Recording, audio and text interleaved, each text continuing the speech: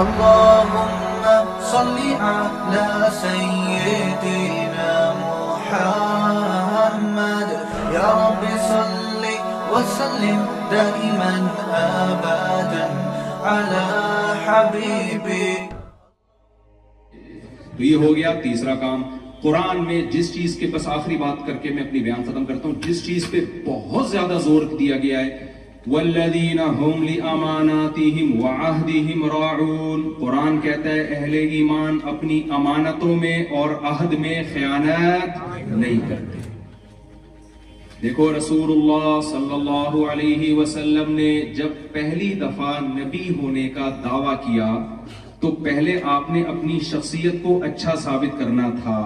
ایسا ہی ہے نا, اچھا انسان پہلے, نبوت اس کے بعد. تو آپ نے لوگوں سے جب 40 سال کے بعد آپ نے اہل مکہ کو جمع کیا تو آپ نے اپنی جو بھی آپ کے اندر صفات تھیں اچھی وہ لوگوں کے سامنے رکھی تاکہ لوگوں کو یقین آ جائے کہ میں واقعی سچا نبی ہوں. تو ان صفات میں آپ صلی اللہ علیہ وسلم جو ممتاز تھے اس میں ایک کام تھا عبادت. آپ غار حرا میں کئی سال تک جا کر عبادت کرتے رہے ہیں, تو آپ اس عبادت کو لوگوں کے سامنے پیش کر سکتے تھے, لیکن آپ نے اس عبادت کا ریفرنس نہیں دیا.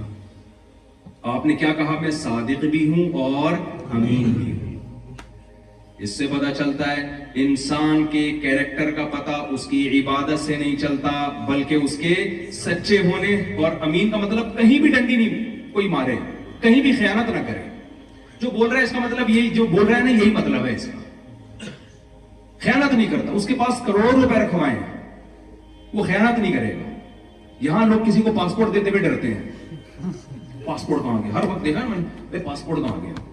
ڈر ہے کہ یار کوئی اٹھا لے گا تو بلیک میل کرنا نہ شروع کر دے. ہوتا ہے نا خوف, شوہر بیوی سے ڈر رہا ہے, بیوی کس سے ڈر رہی ہے, میاں سے ڈر رہی ہے, سسرال تو پھر آپ کو پتا ہے سسرال ہے وہ. تو یہ آپ اتنا فیئر ہونے چاہیے چیزوں کے معاملات میں, کاروبار میں. ایک لڑکی کا مجھے فون آیا کہ میں لندن میں تھی, وہ ایک چائنیز نے اسلام قبول کیا. وہ لڑکی کہتی ہے کہ میرے والد نے میری اس سے شادی کرا دی, نکاح ہو گیا. اس چائنیز کا کسی مسلم سے جو انڈین یا پاکستانی تھے یا بنگلہ دیش کے تھے, کیونکہ تینوں کا بلڈ الحمدللہ کیا ہے, لہذا بہت اچھی حرکتیں ہماری. میں نے واپس بھی جانا ہے, مجھے ایسا نہ ہو کہ لوگ بولیں یار کیا کر کے آئے ہو. وہ ایک آدمی جو تھا نا وہ تہجد پڑھ رہا تھا, اللہ سے دعا مانگ رہے, یا اللہ یہ سارے سو رہے ہیں, میں اکیلا تیرے سامنے جا کے عبادت کر رہا ہوں, اس کی لاج رکھ, بار بار نا. تو وہ اس نے رضائی سے سر نکالا, بولا تو اپنی اچھائیاں بیان کر, ہمیں کیوں. مجھے ہماری قوم کہے گی بھائی تم ٹھیک ہے, کمپیئر کیوں کر رہے ہو ہم سے. تو وہ کیا تھا, اس کا کسی مسلمان سے ٹاکرا ہوا. کاروبار میں اس مسلمان نے اتنی دو نمبری کی ہے کہ اس نے اسلام چھوڑ کے واپس مرتد ہو گیا. وجہ کیا ہے, ہمارے پیغمبر کی جو تعلیمات ہیں, پہلے آپ اپنا صادق اور امین ہونا ثابت کریں گے, اس کے بعد اگلا آپ کی بات سنے گا. اگلا آپ کی نماز, گورا آپ کی نماز نہیں دیکھے گا, آپ کا روزہ نہیں دیکھے گا, وہ آپ کا حج نہیں دیکھے گا. عبادت تو ہر قوم میں ہوتی ہے بھائی, وہ دیکھے گا یار یہ معاملات میں کیسا ہے, یہ نیمبو نچوڑ تو نہیں ہے کہیں, یہ ہر وقت لوٹ کھسوٹ میں لگا رہتا ہے. اور ہمارے بہت سے تاجر کے واقعات ہمارے سامنے آتے ہیں, یار داڑھی رکھی اور پھر اگلے کو ٹوپی کرا رہے ہیں, جھوٹ بول رہے ہیں. ہمارے پاکستانیوں کے ساتھ کاروبار کرنا پسند نہیں کرتے, وہ کہتے ہیں گورے کے ساتھ کاروبار کرو. کتنا غلط ایک امیج جائے گا نا دنیا کے سامنے. اب تو ہم ہی اس نبوت کے امین ہیں بھائی, ہم ہی نے اپنے کیریکٹر سے ثابت کرنا ہے کہ اسلام برحق ہے. تو کبھی بھی آپ میں سے کسی نے بھی دو نمبری نہیں کرنی. ایک صاحب کا مجھے بتایا کہ چائنا جاتے ہیں, وہ کیا کرتے ہیں کہ ہول سیل پہ نا بہت ساری چیزیں نکلوا لی. اب ہول سیل کے ریٹ الگ ہوتے ہیں, ڈبے بہت سارے کھلوا لیے. اس کے بعد ایک ایک چیز یہاں سے اٹھائی اور اس کو ریٹیل پہ لے جا کے بیچ دی. یہ بھی غلط ہے بھائی, آپ نے پہلے اس کو ہول سیل کا جھانسا دیا, وہ جو بیچنے والا ہے سیلر ہے وہ اتنی ٹینشن میں آ گیا, اس نے کہا چل بھائی, وہ جیسے ایک مشہور ہے نا کہ خاتون گئی, ہمارے خواتین قیمتیں اتنی کم کراتی ہیں نا, کرا کے دکاندار کو ایسا زج کر دیتی ہیں, وہ ایک دن غصے میں آگے کہتا ہے فری میں لے جاؤ, کہتی پھر 2 لوں گی میں. کتنی چاہیے مجھے, 2 چاہیے. ان خواتین کی بات کر رہا ہوں جو بیان نہیں سن رہی ہیں. تو معاہدوں کی پابندی, نبی صلی اللہ علیہ وسلم کا معاہدہ ہوا مشرکین مکہ سے, اس معاہدے میں یہ طے ہوا کہ جو یہاں سے مسلمان ہو کر مشرکین کے پاس جائے گا مشرکین اس کو واپس کرنے کے پابند نہیں ہیں، لیکن ادھر سے کوئی مسلمان ہو کے ادھر آ گیا مسلمان اس کو فوراً کافروں کے حوالے کر دیں گے۔ اب معاہدہ جو بھی تھا نبی صلی اللہ علیہ وسلم نے جب یہ ایگریمنٹ کیا، ابھی ایگریمنٹ پہ سگنیچر نہیں ہوئے ہیں، زبانی ایگریمنٹ ہوا ہے۔ حضرت ابو جندل رضی اللہ تعالی عنہ نے اسلام قبول کیا اور حدیبیہ میں آپ صلی اللہ علیہ وسلم کے پاس آئے، بیڑیوں میں ہیں، وہ بھاگ فرار ہو کر آئے، بہت ظلم ہو رہا تھا۔ مشرکین نے کہا آپ نے ہم سے ایگریمنٹ کیا ہے، آپ ان کو ہمارے حوالے کریں۔ حضرت ابو جندل نے اچھا لوگوں نے کہا ابھی تو سگنیچر نہیں ہوئے، لیکن محمد صلی اللہ علیہ وسلم اگر کیا تھا آپ نہیں چاہتے تھے کہ مشرکین یہ کہیں کہ محمد صلی اللہ علیہ وسلم معاہدوں کی خلاف ورزی کرتے ہیں، نہ آپ نے فرمایا کہ نہیں، چونکہ ہو چکا ہے۔ اب آپ مجھے بتاؤ اپنی قوم کا آدمی جو اتنی قربانی دے کر آیا ہو اور قربانی بھی اللہ کے لیے، اس کو پکڑ کے کافر حکومت کے حوالے کر دینا، یہ آج ہم بیان کرنا آسان ہے، خدا کی قسم جس وقت یہ ہو رہا تھا نا اس وقت آپ تصور نہیں کر سکتے کہ صحابہ کے دل پہ کیا گزری ہوگی۔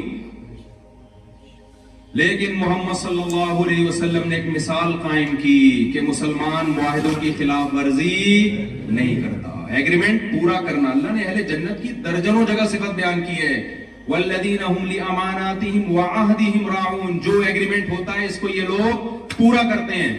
آپ نے حضرت ابو جندل کو ان کے حوالے کر دیا، سمجھتے ہو کہ نہیں سمجھتے؟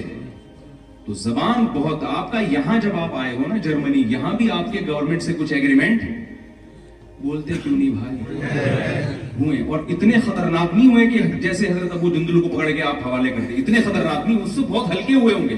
اگر آپ ان ایگریمنٹ کی پابندی بھی نہیں کر سکتے تو قیامت کے دن سید الانبیاء محمد صلی اللہ علیہ وسلم کو کیسے اپنا منہ دکھائیں گے بھائی، ہم کیسے اپنا چہرہ دکھائیں گے؟ تو اس لیے یہ تمام باتیں ہیں، اگر ان پر ہم عمل کریں گے تو اللہ کی نظر میں کیا کہلائیں گے؟ اچھا۔ اور میں نوجوانوں سے کہتا ہوں دیکھو دوستیاں مت لگاؤ۔ آج مجھے یہاں لوگوں نے بتایا بہت سی پاکستان سے لڑکیاں بھی پڑھنے کے لیے آئی ہوئی ہیں، میں نے کہا مسئلہ حل ہو گیا، ٹینشن۔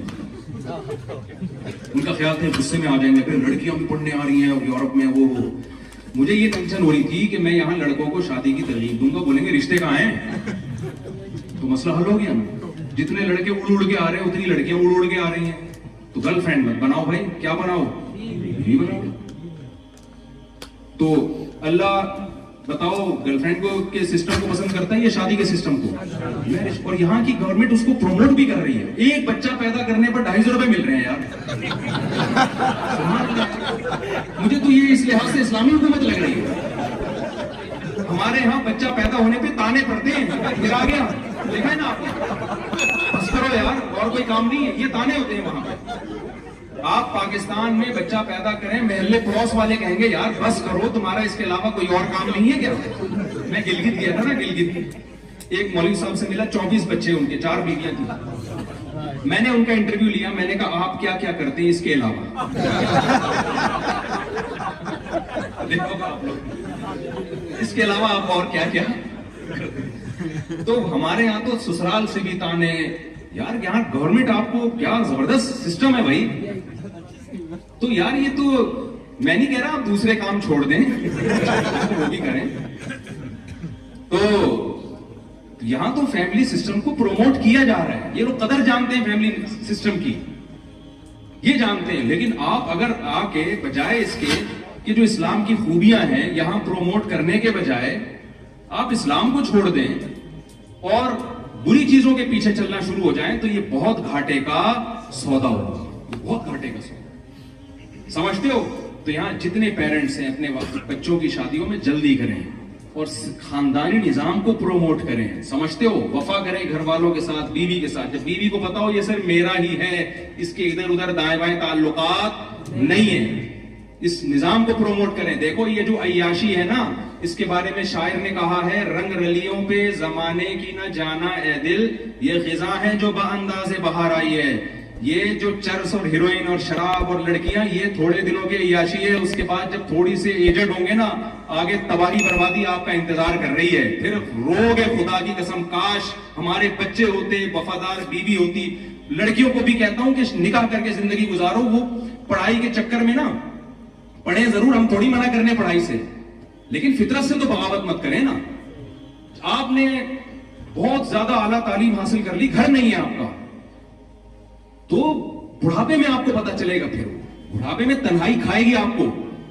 سب چیزوں کو ساتھ لے کے چلنا ہے, کسی چیز کو کسی وجہ سے نظر انداز نہیں کرنا. دیکھو پڑھائی کی وجہ سے آدمی کھانا چھوڑتا ہے کیا, کہ بھائی میں چونکہ یونیورسٹی میں پڑھ رہا ہوں 3 سال ہے, میں نہیں کھاؤں گا.